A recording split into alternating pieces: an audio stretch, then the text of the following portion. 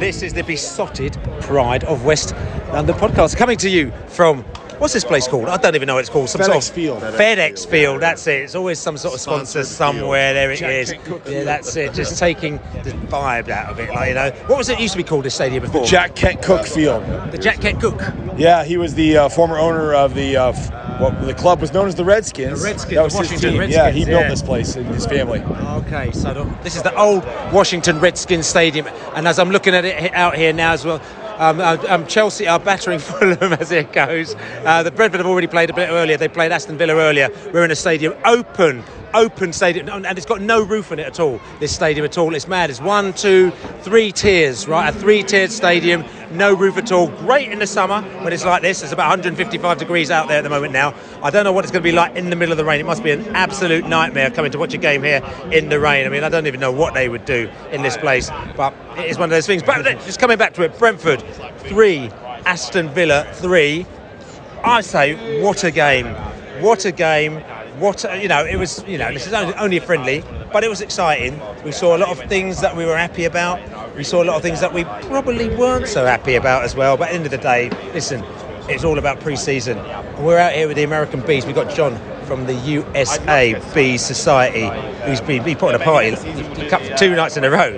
And I think I can't believe people actually woke up this morning because, probably been comatose for the whole weekend. John, how are you? I'm well. I woke up at 6 a.m. and cooked some sausage and eggs and prepped everything for the tailgate. Yeah, that's right. So, I mean, listen, the game today, just talk to me about the game. No, I thought it was brilliant. I mean, look, these are friendlies. It's about nobody getting injured, getting people in shape.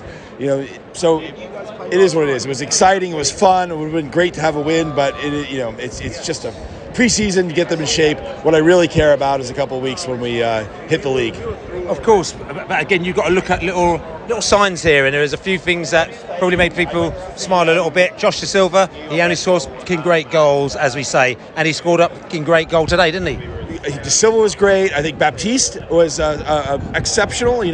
He's been kind of a bit player here and there, coming on, a little bit injury, and he was terrific today. And I keep saying Olakigbe was awesome. It's great to see some of the Yarmouk and some of these younger guys going out there and having a run and taking on sort of, top-tier first-team Premier sides, and they held their own. So there's some exciting young folks coming through the system that, maybe not right away, but not too far. And I mean, Brentford looked like they were cruising it, We went into the first, a water break, or is a 22 and a half minutes, or whatever it may be, and we were 2-0 up. We were cruising at that stage. We took the water break, and it all fell apart, didn't it? I feel like they're doing the wave right now, which is really, really not proper. But so I think it shows we missed Norgard, right? We missed a true 6. We need somebody who's going to sit there in the top of the box, intercept those passes, and at least just hold up play a little bit. And I think we abandoned that space, and I think that was the difference when they came back with 3 uncontested goals. It was the fact that we just didn't have a proper central defending midfielder at the time to stop those that space and hold it up a little bit. Jensen looked out of they were talking. There was a few little tricks, little changes that we made out there as well today in the first half. And I think Thomas Frank was maybe just trying out a few things. So he had Aaron Hickey playing on the left-hand side. I noticed as well. Aaron Hickey was playing on the left-hand side. They kept venturing into midfield every now and again as well, did you? I think they were trying to track down what's his name from Villa, who was careering through our midfield as well. But so we had him over there as well, who, which was, I thought, was quite interesting. And then what other change did we have as well? I mean, obviously we had Sharda up front, and we haven't seen Sharda this whole tour as well. And in midfield, obviously we had Frank the Tank additionally to start off with. So it wouldn't necessarily be the side that you would say is going to start the season there, would it? No, but it was close enough. I mean, look, I think there were some mistakes that were made here and there. Well, I think through the run of play, we were the better team. We made a few mistakes. It's expected at this level. The guys are just kind of gelling together. We got a new keeper. Walk away with no injuries and everything else. I think it's totally fine. Like I have no worries hitting the start of the season. I thought Sharda looked great. I thought that Rico looks tremendous. He looks in full season form already. So there are a lot of things, positives to take away, even if we're not walking away with the win. That's right. Talking about keepers, Flecken, and we're not coming here to slate people or anything like that, but he's having a bit of a slow start to the season, isn't he? Again, I think there was another I think it was another mistake today, wasn't it? Well, he had a decent save, and then he was kind of out of position for another. It's hard to say. You know, our defense let him down, I think, more than anything. We still have to give him a little more time. I mean, it's preseason. I think it's the first goal that we scored, and people expect him to have saved that first goal. The second goal, when it came down the left-hand side, it came down our left-hand side, and basically sold the defender twice. I think the first one was Jensen. I don't know who the second time was.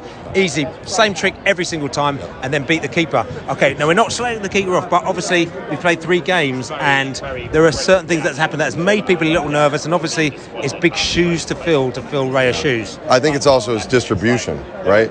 There's some questionable passes. A little shaky at the back. We'll see. We got to give him time. Yeah, we got to give him time. Talk about the game, just in general, though. Yeah. I thought it was a game of 2 halves. First half, we were up 2-0, but I thought they were the better side, frankly. Second half, dominated, literally. The midfield crushed it. Okay, so what was the difference between the first and second half then? I think Yanel is a big part. He in place of who? Who did he come in for? Frank the Tank. Yeah, it was Frank the Tank. And I just, I think we need to see more. Jensen was just out of position. I'd like to see him more in an attacking role, a more creative attacking role. And he was trying to, cover for Norgard. It was a little struggle. But again, Thomas Frank, he knows exactly what to do. He knows exactly what we need. He really, exactly what we need. And I think we're going to be okay. I really do. Henry, best player. I've been watching this game, since 76? This is the best player I've ever. I love him. I think he's just amazing. And just sort of general, I mean, I saw you at the drink up the other day. You was up in Philly. Just talk to me about the tour and the Bees coming down, and the Bees fans coming down into your manor, as it is. I think it's been great. Like we talked, off air. I think the culture of Brentford will stay intact. I think the American fans understand really what it means to the community, the neighborhood, all of it. And unlike, the Chelsea fan, all these other fans, you know what I mean? American fans really kind of understand what it means. And I think this is just going to expand the family. Ooh, there's a big ooh. Ooh. Yeah. But it's going to expand it. So it's going to expand it, as you're saying. Yeah. Which is all good. And you've obviously met a lot of new people as well. Yeah. I mean, American people. Oh, yeah. Texans. We had Australian, all kinds. Peruvian characters as well. It was a Peruvian. Yep. Yeah, he was there was a bunch of South Americans like over here, sing-song, the whole thing. Yeah. It was great. So I looked around the stadium, we walked around the whole stadium, and there was thousands of bees here. So I think it's a really great, it's great to see it grow. You bees. Yes, we got a local bee. Virginia bee, am I right? Yes. But brand new bee. Yes, brand new. You got a SkyX shirt on as well, which is proper old school, right? That must be like 20 or 10 years ago, 15 years ago, I reckon. This is your first Brentford game, isn't it? Yes, it is my first Brentford game here in DC. Honestly, it's my first football game / soccer game ever, actually. This is the first game I've ever been to. It's been a great experience. It was a doubleheader, but this second game was awful, so we decided. I've noticed you're walking out already. I mean, you've got Fulham, Chelsea. It means nothing to you. No, not. I don't support neither teams, so I supported Brentford, and we got the draw, but we could have won that, honestly. But it was a good experience nonetheless, and a good experience as well. And you're here with the USA Bees. Obviously, how did you get into Brentford? Is it going down the pub with them lot? I mean, not be funny. It's not a natural thing for it to happen. How did you all of a sudden get involved in supporting Brentford out of the blue? Well, honestly, I did mainly watch the Spanish league, La Liga, and I really had no Premier League team that I supported. Then my friend here, Julian, his father was the president of the USA Bees, and he's just a charismatic guy, and I was like, why not? So he twisted your hand. Basically, and obviously he allowed me to wear this shirt right here, and it means a lot being here. Him inviting me here to this game, I kind of have no choice but to support Brentford. So it's good. So you're looking forward to coming down to London at some stage to watch the Bees as well? Well, absolutely, yes. Maybe make a trip. Maybe when I'm a bit older, go watch Brentford over there at the community park, there in West London. That's right. Have a good time. Wonderful. Thank you. Yeah. Right. Safe journey back to Virginia. Yes. And you're watching some drunken baseball, apparently. No, I'm not watching the baseball. No. Softball. Okay. Yeah. Okay. All right. Nice one. Thank you. More Virginia Bees in the house. And you've been watching the Bees for a while now, haven't you? Yes, so we actually lived over in London 2012 to 2014, and I was originally a Chelsea fan, and my brother was originally a Liverpool fan, and so was my dad, but we could never find tickets because they were so expensive, and we could only get like a U21 game, and it just didn't really feel like a great community. So one of our friends ended up telling us about Brentford, and they were right across the river from us. We lived in Kew. We lived in Kew at the time. And we were like, you know what? Tickets are cheap. Seems like a great community. We'll go. And we had the time of our lives. We went to the game that they got promoted from League One to the Championship, where we scored. It was 1-0, and we scored a penalty. And I remember storming the field. And it's one of my favorite sports memories of all time. And there's nothing like it. There's Alan Judge. Alan Judge. Alan Judge. He scored the goal that sent us up. Alan Judge. He scored the goal that sent us up. Alan Judge. There you go. That was the song. I mean, it was such a great community, and it was so great that we just, when we came home, it was just like, it was obvious that we had to keep supporting the team. And we kind of, my dad, honestly, all props to him, he's kind of built the community up from nothing. I mean, there was nothing really, there was no USA supporters, there was no nothing. And to see where it is now, where they're touring in the USA and people know Brentford, and you can go up to people here and they're like, oh my God, I know Brentford, like that's a cool shirt. It's so surreal from going to like from a League One team that no one knew outside of London to being the 8th best team in all of England. It's just beautiful. It's beautiful. It's beautiful to see how the community's grown. It's beautiful to see how the support has grown and how welcoming the English fans have been to us Americans. Because some teams love to gatekeep their team, like the Man U fans over here. They love to like gatekeep the team and keep new people from coming. But everyone has been so interested about learning about the history. Everyone's been so interested in learning about the team, and all the English fans who have come over have been nothing but helpful, nothing but supportive, trying to get more and more people into the game and into Brentford. That's right. And talk about the game today. How did you enjoy it? I loved it.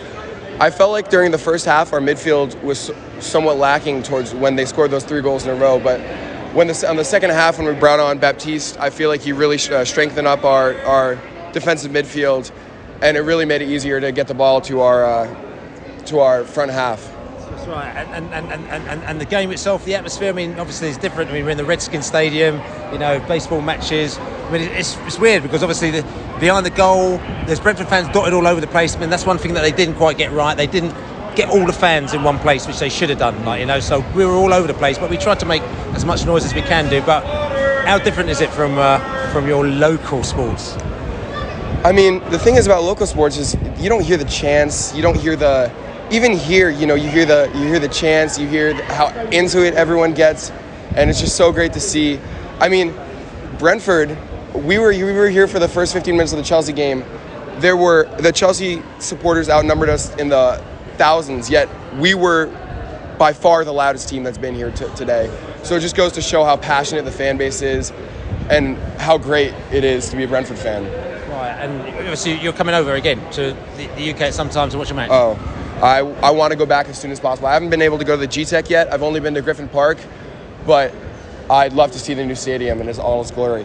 UBs. So game has been over for quite a while. We've had a bit of a day today. We were out in Washington after the match because it was a very early kickoff for us. 12 o'clock kickoff is early, and it was hot today. It was really, really hot.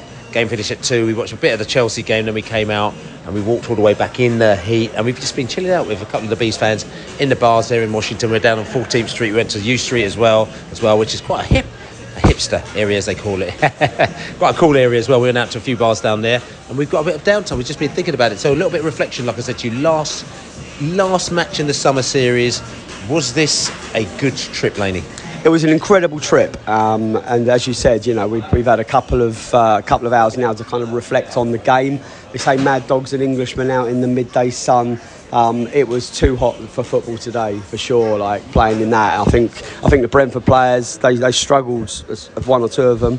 As the 3 games have progressed, like the first game, it really was just a kick around. The second game, we were expecting to see us kind of use the squad a little bit more and try out a few tactics. And today, we probably expected more of a vibe about how we're actually going to start the season. And Thomas, he flipped it up, didn't he? He played Hickey on the left. Rico didn't start, and he played Mbumo on the left. And it didn't really work. I mean, it didn't not work because we went two goals up. But again, to be fair, it was from a penalty and from an unbelievable kick, strike from outside the area. Is how we got the goals. I'm not knocking it, I'm saying, but we got undone. We did get undone, but it was the midfield ultimately.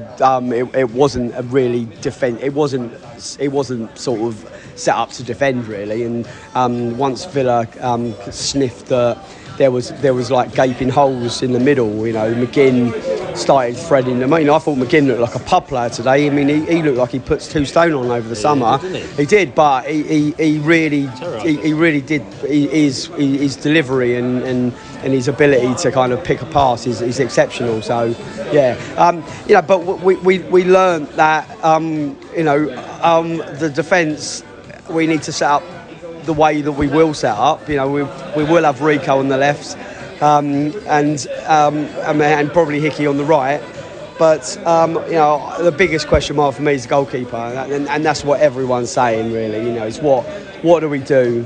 Flecken, he'll obviously, not obviously, but he will probably come good. So what we've seen is not what we're going to get from him long term, but he's clearly not as good as David Raya and Stricker yet. Yeah, no, I mean, I did say that. I mean, I did say we do have to give him time, and I'm sure he will be all right. But from what we've seen at the moment, the number 1 goalkeeper at the club is David Raya. The number 2 is Thomas Strakosha, and the number 3 goalkeeper on current form is Flecken. But what does he do? Does he just the future is Flecken? So do we just persist with him and just say right, we'll pick him as number 1 until the confidence and the positioning and everything, his understanding with the team happens, or do we say right, every point is precious in the Premier League? If David Raya is still our player until he might be gone by the time you listen to this, but he may be here right up until the transfer window ends at the end of August. So the best place in my head, the best place for David Raya is in the shop window, and the shop window is in the first team between the sticks. So my head says we pick David Raya, and then as soon as David Raya's not here, then we pick Flecken. So that's where it's left me. I mean, I'm more aware of where we're at as a team now.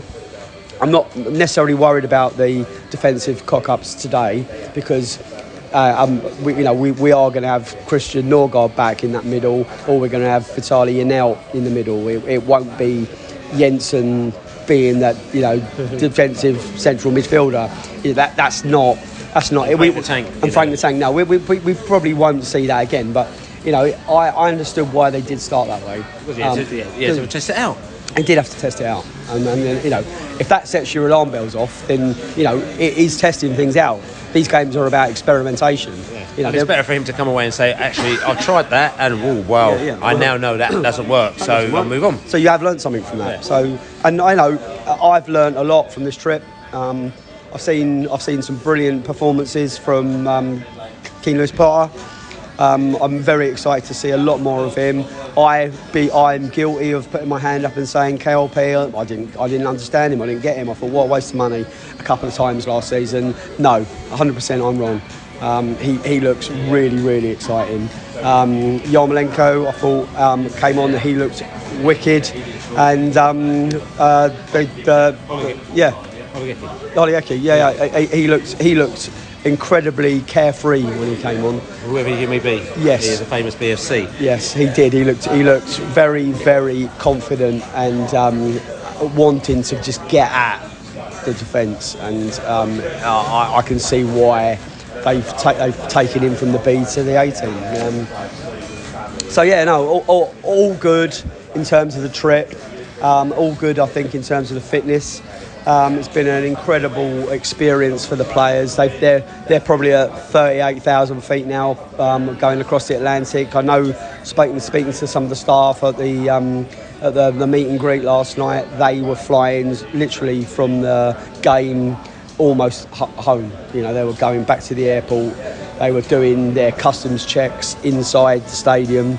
They were in a sealed environment. Everyone on the coach straight back to the airport, straight onto the plane. They haven't got to do their customs at the airport. They did it all in the stadium.